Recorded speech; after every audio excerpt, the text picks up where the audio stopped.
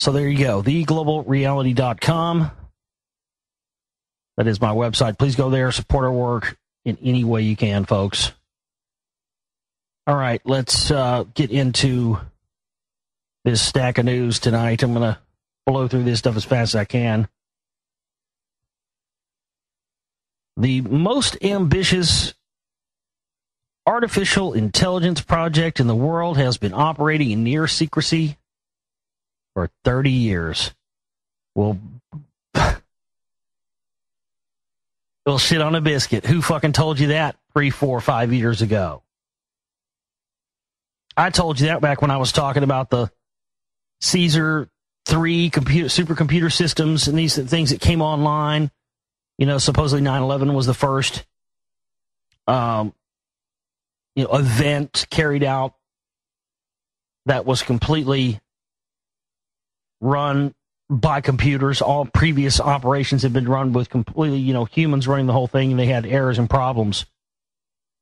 I also told you then, the computer systems that they really have, and they're really in possession of, and it really exists, the general public never hears about them.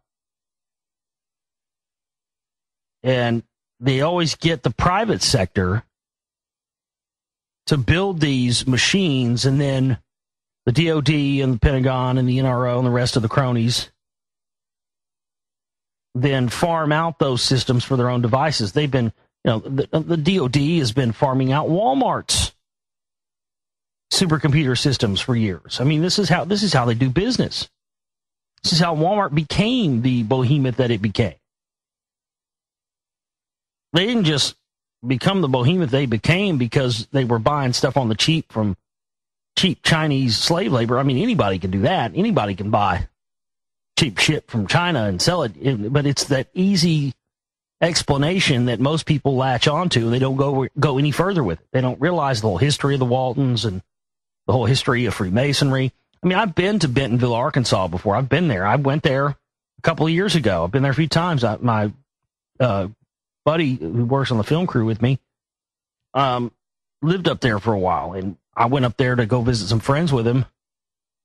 And I said, man, I got to go by the fucking, Walmart headquarters. I got to see this shit for myself. I got to go find out if they really do have a Department of Homeland Security office in there, like I've heard all these years. And unfortunately, my camera battery, I thought it was charged and it was dead, so I didn't have my camera ability to film anything. But I went up there and saw it, and it is indeed there. I mean, it's not a conspiracy theory. Department of Homeland Security's had an office inside the headquarters of Walmart in Bentonville, Arkansas for many, many, many years. And it's funny, he said, man, he said, you see that? He said, you want to know where the worst Walmart in the world is? The worst Walmart. He's like, I've been in 150 of them. Guess where the worst one in the world is? I was like, where? He's like, right there. And it was right across the street from the headquarters. He said, that's the worst one you can ever go into. He's like, wouldn't you figure it's right there? But I went to downtown Bentonville, and I saw where the Walmart started out as Walton's, little like 5 and dime store. That's how it originally started. And you know what's right next to the Waltons where Walmart started? The Masonic Lodge. I mean, again, you go there and you see this stuff for yourself. You go to these places, you see this stuff for yourself. And I've heard conspiracy theorists and researchers and whatnot talk about the whole Homeland Security Office thing for years, and them being in bed with FEMA, and then in Walmart being the state-sanctioned, national sanctioned provider of rations during the declaration of martial law and national emergency and all that stuff. And that's all true. But I had never heard anybody before mention that, where it all started is right next door to the Masonic Lodge, and the whole Walton family were Masons, and on and on and on. But the computer systems, I believe our world has been run by a massive AI supercomputer system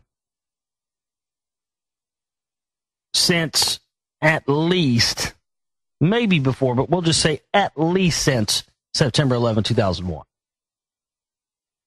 At least since then. And when you look at the progression of technology that's gone on since then, during that time we have seen the rise of the information grab, the information snatch, the ability to be able to justify the taking of anyone's information at any given time under the guise of national security, under the guise of homeland security, under the guise of protecting us against terrorism. And everyone knows about the surveillance grid. Everyone knows about how everything's tracked and traced. But really, how much does everybody really know about where that data goes? I'd say people know fuck all. And to think and to put out this constant falsehood that the United States government is monitoring, keeping tabs, and looking at every single piece of activity that every single American and whoever else does. I mean, it's a fantasy land. There aren't enough humans and enough people to even do that, folks. The only way that can be done, the only way that much data can be processed in any effective manner is through massive AI supercomputer systems. And this is what they have and have had for quite some time. The processing power in these systems got good so many years ago that we have been effectively governed by machines for a lot longer than people even realize. I mean, people don't even realize it's happening at all. But it's been going on for quite some, at least at this point, 13 going on 14 years. At least. And if you look into this, look into the Caesar supercomputer systems. I mean, that's a rabbit hole in and of itself. I mean, these are official, on-the-book supercomputers. If you got, 50, 60, 70, 80, 150 grand on up, they've even got one. They've even got a system that they'll sell you that fits on a ship. I mean, you can go and purchase these things. Matt, I mean, how come the average person doesn't know that with anybody with enough cash can go and buy a supercomputer so large that it has to be housed on a ship? It's a fact. And again, they're not very expensive. The grand scheme of things, $500,000. But I think they're $500,000. I think it was they're $50,000 for the add-ons. They'll make them work good or whatever. But these systems have been gobbling up all of this data and all this information. See, the computer just spits out keywords, red flags, and then that trickles down and they decide, human decides what's actionable intelligence and what isn't. But to think that there are, people sitting around sifting through everybody's, humans are not doing this. And you can definitely tell that as time has progressed, as this system has gobbled up more information,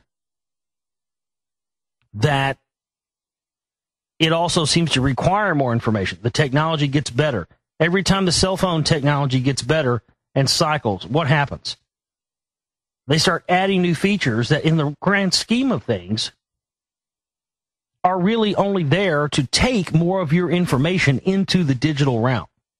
I mean, they started putting thumbprint scanners on iPhones and stuff. Now they're saying the next iPhone that comes out is going to be able to monitor what you eat, if you exercise, and monitor everything you do, eat, consume, whatever else, and actually report that to your doctor. If that doesn't sound like an Obamacare tie-in to me, I don't know what does. Each progressive generation of these cell phones, yes, they get cooler to us. They put a 50-megapixel camera on a Nokia phone. Wow. So that's cool. But every time they do that, there's also additional things in there. I mean, the Department of Homeland Security and the FBI and the rest of them have said openly that, they can listen to you on your iPhone, even if it's turned off. In some cases, even if the battery's taken out.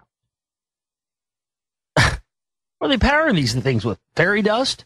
Tesla wireless energy they don't let us know about? What is it? It's sophisticated stuff here, folks. And even the most paranoid of governments.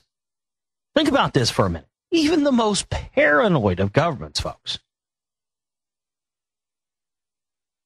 And what is the government? A group of individuals, right? A group of supposed elected individuals.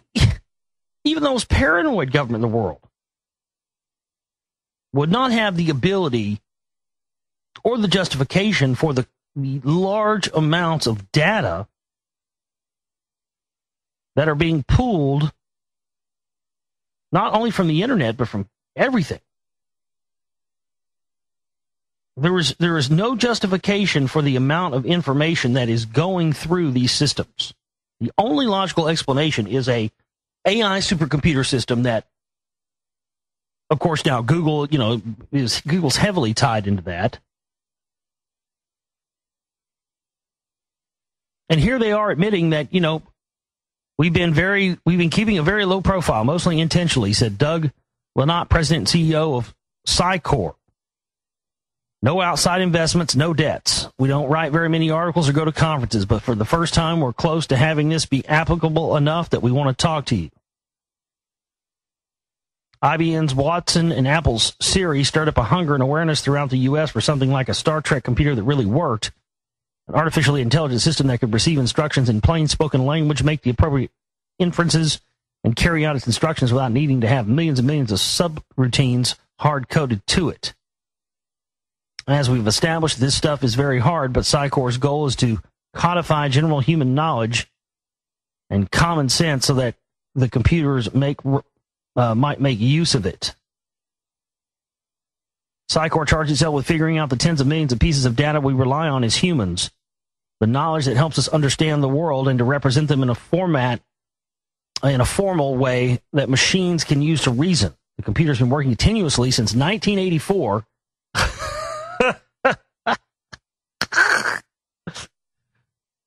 See, that's what I'm telling you guys, man. It's a sick fucking joke to these people.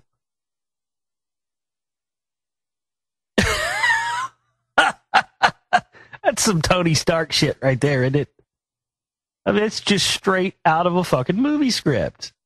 Where do you think they get a lot of these movie scripts from, man? People think it's fantasy. No, so much of it's taken from real life, and you just don't have any because they don't talk about it in the news articles and on TV or anywhere else.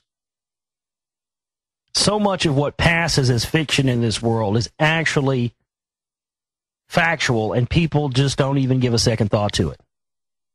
I mean, how can you make that up? This company started working in secret 30 years ago, building this massive artificially intelligent supercomputer system. And the year they started working on this in secrecy, 1984. Yeah, no coincidence there. No. See, they're getting closer. They're hinting about this. They're getting closer and closer to this. And you're going to see this. We're going to see this in our lifetime, this technological feudalism. But again, it just proves that just because you don't hear about it doesn't mean it's going on. I mean, technology in most cases, and I have this on authority from people who have, been there and seen this stuff. I've had people tell me, listeners and everything else, write me emails. I've had people tell me, that they've been in, they've seen the stuff, and that when people say, the CIA or whoever, DARPA, the government, whoever it may be, have technology that in the military, they have technology that's 10 years ahead of what we know about. That is, in itself, not a factual statement, in a gross understatement, because generally the technology is at least 30 years ahead of what the general public can see.